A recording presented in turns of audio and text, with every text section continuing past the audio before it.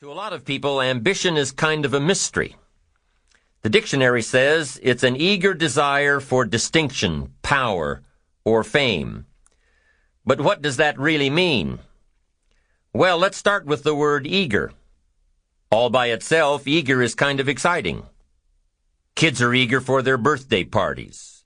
They expect to be the center of attention, get lots of presents, eat too much.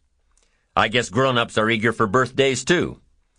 Unless, of course, they're embarrassed that the number of candles on the cake outnumber their achievements. But we can be eager to see a ball game, eager to see our kids in a dance recital, eager to see an old friend, eager to shop for a new car. Eager sounds like a lot of fun. But do you ever hear people say they are eager to live a better life, eager to have a better family, eager to make a lot of money? Probably not. And that's a problem. Because how I see it, living a better life, having a better family, and making a lot of money takes an eager desire. We have the remarkable ability to get exactly what we must have. But there is a difference between wishes and desires. We've all heard people say, "Oh, I wish I could just drop 5 pounds. I want to be a little lighter." And we've probably said it ourselves, especially after a big holiday dinner of turkey and homemade pie and every other thing we can possibly stuff ourselves with in one 8-hour period of time. And even though we may wish we could breathe a little easier in our clothing, we have to have the desire to exercise a little more and eat a little less. The "I wish I could lose weight" has to become, "I have the eager desire to lose weight." I'm also sure you've heard people talk about wishing they had more money to pay the bills, or take a vacation, or just to take a little pressure off of life. But before their lifestyle can change, their wish needs to become a desire. If they really desired change, they wouldn't spend their evenings just watching TV and wishing they were doing something more. The backbone of an eager desire to change is discipline. True ambition is disciplined, eager desire. It's that little part within us that says, if I want to be ready for that meeting tomorrow, I need to finish preparing for it today. If I want to make sure I can pay for my kids' college education, I need to start saving today. If I want a better life tomorrow, I need to start working on it today. Ambition is a minute-by-minute, day-by-day mentality. To have the ambition to work towards a better family life, a newer car, a bigger house, a financially secure future, you have to live it every moment. If living a successful life was easy, I'm sure more people would be successful. If just being ambitious was enough, I'm sure all of the broke and perplexed people in the world wouldn't be broke and perplexed. While most people spend most of their lives struggling to earn a living, a much smaller number seem to have everything going their way.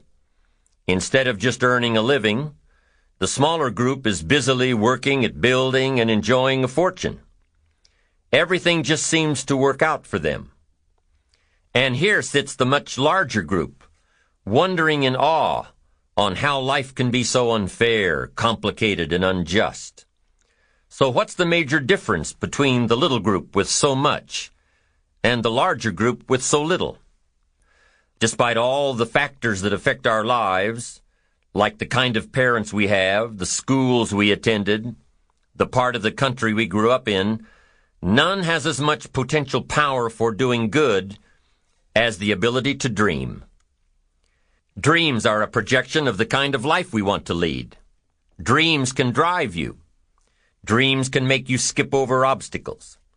When we allow our dreams to pull us, they unleash a creative force that can overpower everything in our way.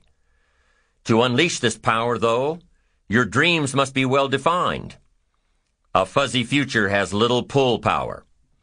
Well-defined dreams are not fuzzy. Wishes are fuzzy. To really achieve your dreams, to really have your future plans pull you, your dreams must be vivid. If you've ever hiked a 14,000-foot peak in the Rocky Mountains, one thought has surely come to mind. How did the settlers of this country do it? How did they get from the East Coast to the West Coast? By foot. Carrying one day's supply of food and water is hard enough. Can you imagine hauling all of your worldly goods with you? Mile after mile, day after day, month after month? These people had dreams, big ones. They had ambition. They didn't focus on the hardship of getting up the mountain. In their minds, they were already on the other side. Their bodies just hadn't gotten them there yet. Despite all of their pains and struggles, births and deaths along the way, those who made it to the other side had a single vision: to reach the land of continuous sunshine and extraordinary wealth. To start over where anything was possible, where everything was possible. Their dreams were stronger than the obstacles in their way. You've got to be a dreamer. You've got to see the future finished in advance. You've got to see California while you're climbing 14,000-foot peaks. You've got to see the finish line while you're running the race. You've got to hear the cheers when you're in the middle of a monster project. And you've got to be willing to put yourself through the paces of doing the uncomfortable until it becomes comfortable. Because that's how you realize your dreams. Our great country was founded with dreams. They've always been important. Dreams are what caused thousands of people to leave their homes and families and start over in a land where anything was possible. To this day, dreams continue to bring people to our land of opportunity. To a country where you can start with little and end up with a lot. To America.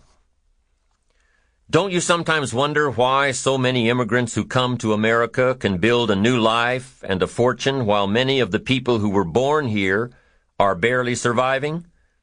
They have a dream, a defined goal, ambition.